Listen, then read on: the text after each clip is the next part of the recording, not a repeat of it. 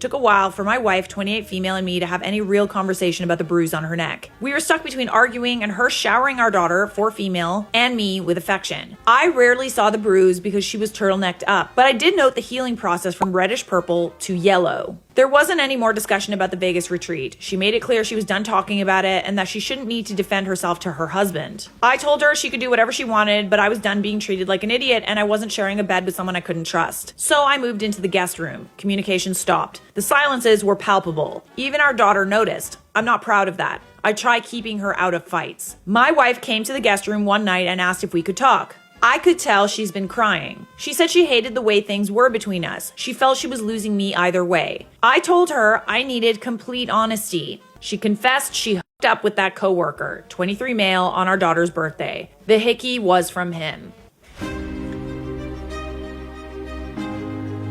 Well, f***ing duh! She was lost in the heat of the moment and didn't realize he was sucking so hard on her neck. By her account, they made out while doing some on top of the clothes stuff, and then he went down there. It stopped there because he called her by a nickname that I affectionately called her. It snapped her back to reality of her actions. She went to splash water on her face and saw the hickey. The guy made light of it and made a joke about the hickey being the souvenir. She blew up on him and kicked him out of her suite. Part of the reason she was avoiding me was out of guilt. She said she's coming clean because she doesn't want to hide things anymore. I asked her why she cheated. What was it about that guy she deemed worth risking everything? She claimed it wasn't him specifically, nor is she unhappy with our marriage. She doesn't know how to explain it, but part of her feels broken. The more she looks in the mirror, the more she sees her dad, 57 male. A cycle of being consumed with work, distant from child, and the infidelity he put on her mom, 55 female, through. She said her family never talked about anything openly and how when she was growing up, my mother-in-law never addressed anything with her. I said her parents didn't make her cheat. So I'm sorry, you were hurt by your father's infidelity and you knew what it felt like and you knew what it did to your mother, and now you feel the need to do that again. She chose to party up with a guy who constantly disrespected our relationship. These were all her decisions, and she could have at any point chosen our family. She agreed. She wants to blame her parents, but realizes this is on her. She apologized for cheating and for entertaining the guy's advances. She said she'll do whatever it takes to repair, go to HR, quit her job, counseling, anything. She wants to make everything right. I told her I don't know what right looks like or if that's possible for us anymore. I knew we had our problems, but I thought there wasn't anything we couldn't talk out. She insisted we could still talk it out. We didn't have to give up on us. She tried giving this rally cry for our relationship, but I felt very numb. I said I didn't recognize her, not just the betrayal of our vows, but also how she treated our daughter. She's like a stranger. She feels she failed as a wife and a mom. She said it, not me. But she loves us both beyond words and wants our life together and our family intact. I told her I couldn't give her the answer she wanted and thought we needed to separate and reevaluate. She didn't want separation. She felt we should stay together in our home. But I told her a separation was happening. Either she was leaving home or I was with our daughter. She consented to leaving, so as best to not uproot our daughter so much. She asked for our daughter to not be taken away from her. My wife's staying with my in-laws. I know that's difficult in and of itself because she doesn't have the best relationship with her parents. One of the hardest parts is the shift for our daughter. Right now, she believes her mom's just busy with work. As per usual. She hasn't questioned it too much. My mother-in-law called the other day. She made no excuses for my wife, but she's advocating for us to work through it. She told me times where she heard my wife describe me as the anchor she always wanted. She believes there's something worth fighting for if I'm open. Despite family opposition we faced through our relationship, my mother-in-law was always a supporter of us. I'm even at more of a loss.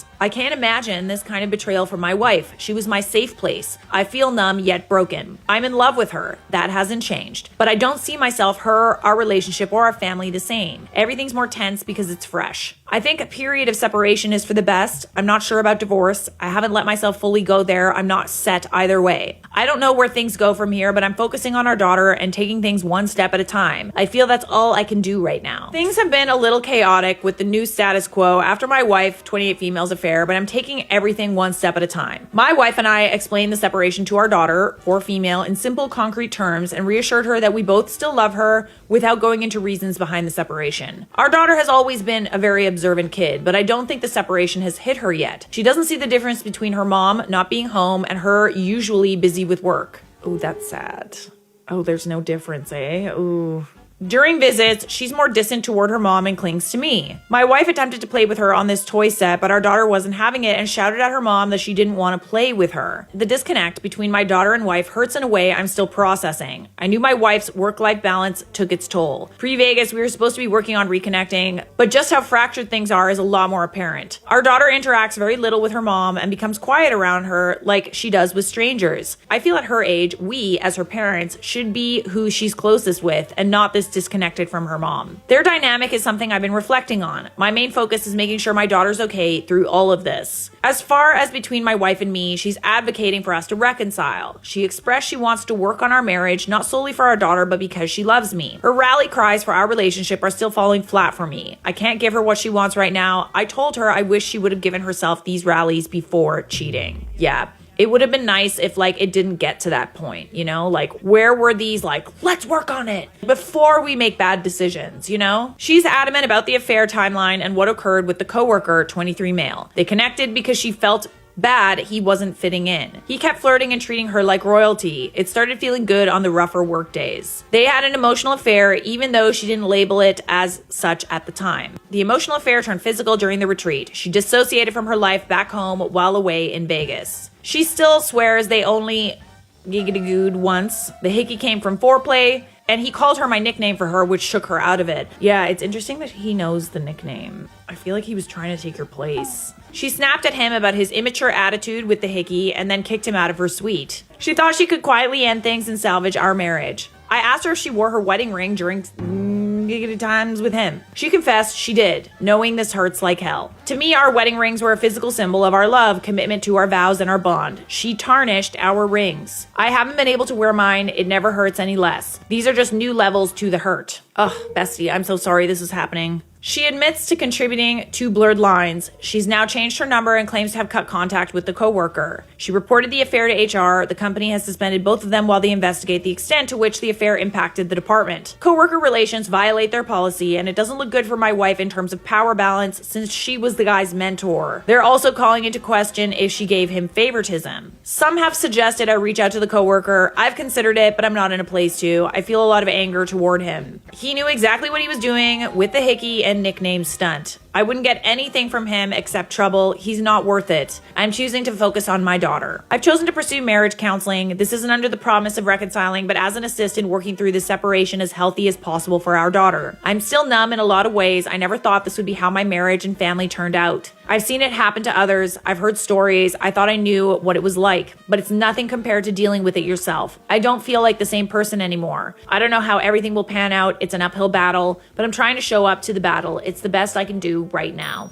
Things aren't easy. I don't expect them to be. I don't regret the decision to separate. It was necessary. In many ways, I feel like my hand was forced with the betrayal and all the lies. I'm still finding my footing. I don't put people on pedestals, nor did I ever believe my wife's and my relationship was perfect. I just didn't think we'd end up like this after all this time together. While HR were still conducting their investigation on my wife and the coworker, my wife resigned. Apparently, she received pushback. Some of the top brass were pulling for her to stay on. I wasn't too surprised because she's always been a yes employee who gets the job done. She worked with the company back as an intern in college. She said she wants to prove she's taking every possible action and cutting ties with the guy. I don't know what the investigation result was for him. I don't care. It's not a concern of mine. We've officially begun marriage counseling. It's a new experience overall. I don't know what to expect. We're mostly discussing our relationship's journey up to now, the affair, and what we want from counseling. My wife's position on how the affair began remains consistent. She can't explain it precisely. She wasn't unhappy with me, but part of her feels broken. The undivided special attention became like a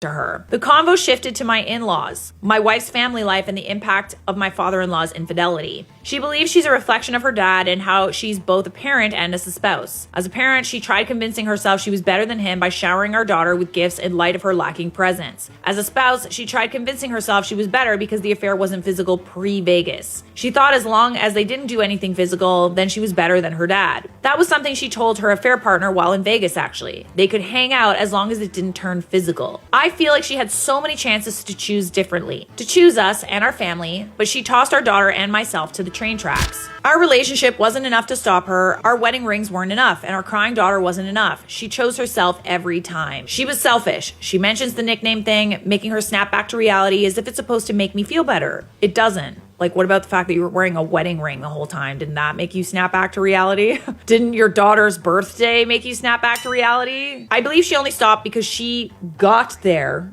and had no more need to go further. I wasn't on her mind. Telling me that I was is like trying to put a band-aid on a gunshot wound. I didn't plan to say half of everything I did, but there's no going back once the door was opened during my turn to talk. She agreed and said she has no excuse for her actions. It's not her parents, it's just her. She swore she loves me and our daughter and wants to fight for our family. I told her that her I love yous felt hollow now. She shut out our daughter and myself to give an intimate part of herself to her coworker. She realizes how much larger than just the affair our problems are. She struggles with connecting with our daughter and worries about messing her up. So she left the primary caretaking to me. She believes I'm better at it. She said there's nothing she can say to change anything, but she wants to show change through her present actions. That is some of the stuff we've dug through in counseling. We're still in the early stages, but I believe it's aiding in communication through separation, which is more healthy for our daughter. Our therapist recommended individual counseling as a complement. It's something I'm seriously researching for myself. Not much has changed with our daughter since the previous update. She doesn't feel there's a difference between her mom being home or not. Oh, so sad. I've watched her go from talkative and playful to instantly completely silent when her mom came by. I scheduled her for play therapy. I don't know what to expect from that either, but I'm hoping for the best. My main goal is being present for her. I know we need to learn how to trust again in general. That's shot right now. Pre-Vegas, I never had a reason to doubt my wife.